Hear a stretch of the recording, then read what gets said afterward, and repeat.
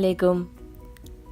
ഇന്ന് നമുക്ക് എല്ലാവരുടെയും ഏറ്റവും ഇഷ്ടപ്പെട്ട ഒരു വെജിറ്റേറിയൻ ഫുഡായ മസാല ദോശ തയ്യാറാക്കിയെടുക്കുന്നത് എങ്ങനെയെന്ന് നോക്കാം. വളരെ എളുപ്പത്തിലും അതുപോലെ തന്നെ നല്ല രുചിയിലുമുള്ളൊരു മസാല ദോശയാണിത്. ആദ്യം തന്നെ നമുക്ക് അതിനുള്ള മസാല തയ്യാറാക്കിയെടുക്കാം. അതിനായിട്ട് ആദ്യം ഒരു പാൻ അടുപ്പിൽ വെച്ചതിന് ശേഷം അതിലേക്ക് 3 ടേബിൾ സ്പൂൺ വെജിറ്റബിൾ ഓയിൽ ഒഴിച്ചു കൊടുക്കാം. ഞാനിവിടെ സൺഫ്ലവർ ഓയിലാണ് എടുത്തിട്ടുള്ളത്. ഇനി ഇതിലേക്ക് ഓരോ ടേബിൾ സ്പൂൺ വീതം ഉഴുന്നും അതുപോലെ തന്നെ തോരൻ പരിപ്പ്, അതായത് ചനാ ദാൽ, ഇതും കൂടി നന്നായിട്ട് കഴുകിയത് ഇട്ട് കൊടുക്കാം.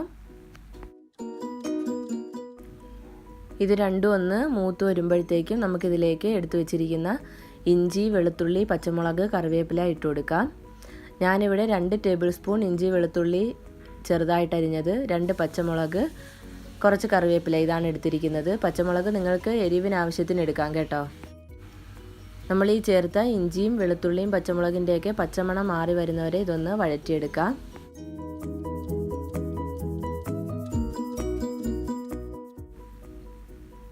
ഇവിടെ ഇപ്പോൾ ഇഞ്ചിയും പച്ചമുളകും വെളുത്തുള്ളിയൊക്കെ നന്നായിട്ട് മൊരിഞ്ഞു തുടങ്ങിയിട്ടുണ്ട്.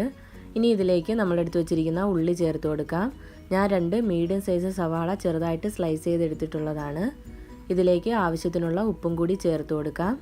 ഇനി നന്നായിട്ടൊന്ന് മിക്സ് ചെയ്തതിന് ശേഷം നമുക്ക് ലിഡ് അടച്ചു വെച്ച് കുക്ക് ചെയ്തെടുക്കാം. ഉള്ളി ട്രാൻസ്പെറൻ്റ് ആയിട്ട് വരുന്നത് വരെ നമുക്കിതൊന്ന് വഴറ്റിയെടുക്കണം.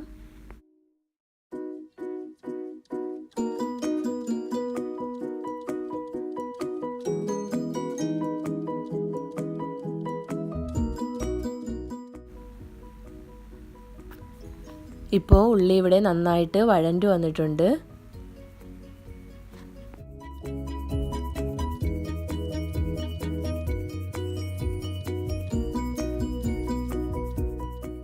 ഇനി ഇതിലേക്ക് 1/2 ടേബിൾ സ്പൂൺ മഞ്ഞൾപ്പൊടി, 1 ടീസ്പൂൺ പെരിഞ്ജീരകത്തിൻ്റെ പൊടി, ഇതും കൂടി ചേർത്ത് നമുക്ക് നന്നായിട്ടൊന്ന് മിക്സ് ചെയ്യാം. നമ്മൾ ഈ ചേർത്ത പൊടിയുടെയൊക്കെ പച്ചമണമൊന്ന് മാറി വരണം. ഇനി നമുക്കിതിലേക്ക് നമ്മളെടുത്ത് വെച്ചിരിക്കുന്ന ഉരുളക്കിഴങ്ങ് ചേർത്ത് കൊടുക്കാം. ഞാനിവിടെ 4 ഉരുളക്കിഴങ്ങ് തൊലിയോടുകൂടി പുഴുങ്ങിയതിന് ശേഷം തൊലിയൊക്കെ കളഞ്ഞ് നന്നായിട്ടൊന്ന് ഉടച്ചെടുത്തിട്ടുള്ളതാണ്. അപ്പോൾ നിങ്ങൾക്ക് മസാലയ്ക്ക് ആവശ്യമായിട്ടുള്ള ഉരുളക്കിഴങ്ങ് നിങ്ങൾക്ക് എടുക്കാം കേട്ടോ. ഞാനിവിടെ 7 മസാല ദോശയ്ക്ക് ആവശ്യമായിട്ടുള്ള മസാലയാണ് തയ്യാറാക്കി എടുക്കുന്നത്. അപ്പോൾ നിങ്ങൾക്ക് അതിൽ കൂടുതൽ വേണമെങ്കിൽ അതനുസരിച്ച് എടുക്കാം, കുറവാണെങ്കിൽ അതനുസരിച്ച് എടുക്കാം. അപ്പോൾ ഇനി നമുക്കിത് നന്നായിട്ടൊന്ന് മിക്സ് ചെയ്ത് കൊടുക്കാം.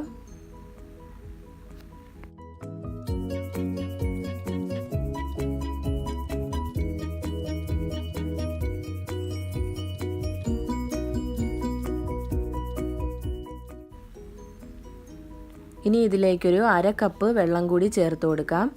ഈ മസാല തയ്യാറാക്കിയതിന് ഉടനെ തന്നെ നിങ്ങൾ മസാല ദോശ തയ്യാറാക്കുകയാണെങ്കിൽ 1/4 കപ്പ് വെള്ളം ഒഴിച്ചാൽ മതിയാകും. അതല്ല കുറച്ച് നേരം കഴിഞ്ഞിട്ടാണെന്നുണ്ടെങ്കിൽ ഒരു 1/2 കപ്പ് വെള്ളം ചേർത്ത് കൊടുക്കണം. അപ്പോൾ ഈ ഒരു കൺസിസ്റ്റൻസിയിൽ നമുക്ക് കിട്ടും.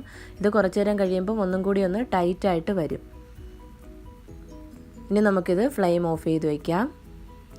ഇനി നമുക്ക് മസാല ദോശ തയ്യാറാക്കിയെടുക്കാം. ഞാനിവിടെ മസാല തയ്യാറാക്കിയതിന് ശേഷം ഒരു അരമണിക്കൂർ കഴിഞ്ഞിട്ടുണ്ടാവും.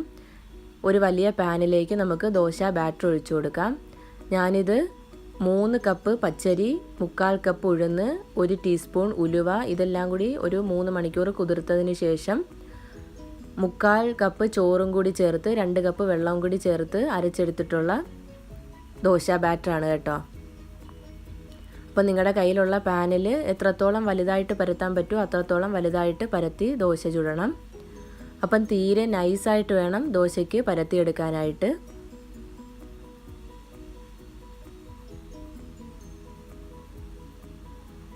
അപ്പം നല്ല മൊരിഞ്ഞ് വരുന്നത് വരെ നമുക്കൊന്ന് വെയിറ്റ് ചെയ്യാം.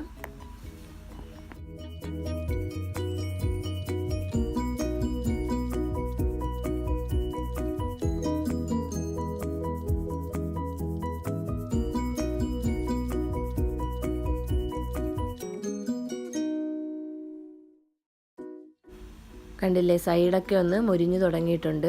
ഇനി നമുക്കിതിലേക്ക് 1/2 ടേബിൾ സ്പൂൺ നെയ്യൊന്ന് സ്പ്രെഡ് ചെയ്ത് കൊടുക്കാം. നിങ്ങൾക്ക് താല്പര്യം ഉണ്ടെങ്കിൽ സ്പ്രെഡ് ചെയ്യാം. നെയ്യ് ഒഴിക്കുമ്പോൾ നല്ലൊരു ടേസ്റ്റ് ഉണ്ടാവും. അപ്പോൾ അത് നന്നായിട്ടൊന്ന് സ്പ്രെഡ് ചെയ്ത് കൊടുക്കാം.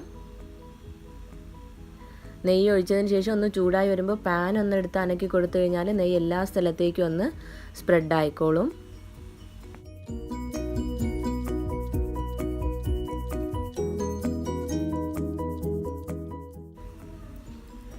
ഇപ്പോൾ ഇവിടെ ദോശ നല്ല മുരിഞ്ഞു വന്നിട്ടുണ്ട്. ഇനി നമുക്കിതിലേക്ക് മസാല വെച്ച് കൊടുക്കാം.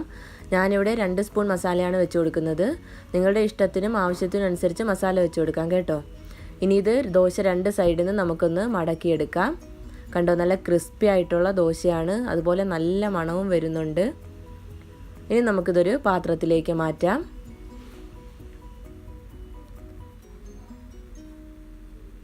ഇതുപോലെ തന്നെ ബാക്കിയുള്ള ദോശ കൂടി ചുട്ടെടുക്കാം.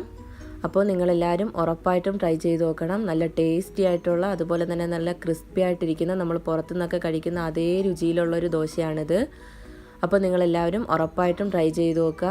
ഇഷ്ടമായെങ്കിൽ ലൈക്ക് ചെയ്യുക, ഷെയർ ചെയ്യുക, ഫീഡ്ബാക്ക് അറിയിക്കുക. അതുപോലെ ഹംനൂസ് കിച്ചൻ ഇതുവരെ സബ്സ്ക്രൈബ് ചെയ്തിട്ടില്ലാത്തവരുണ്ടെങ്കിൽ സബ്സ്ക്രൈബ് ചെയ്യുക. കൂടെ ആ ബെല്ലൈക്കണും കൂടി ഒന്ന് ക്ലിക്ക് ചെയ്യുക. താങ്ക്